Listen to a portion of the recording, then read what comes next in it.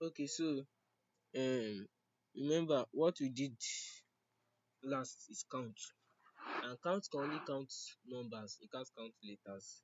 But what we want to do now is counter. Counter can count both numbers and letters. Counter function is a function which counts all cells in a range that has values both numbers and letters. So what we want to do now, we want to count for numbers. I can just say equals to counter tab, then I count this. Remember our last value gave us 20 when we did count. Can you see that it gave us 20? I'll do the same thing for this one. Equals to counter tab, and I count this. See, it should give us 20 again. Can you see?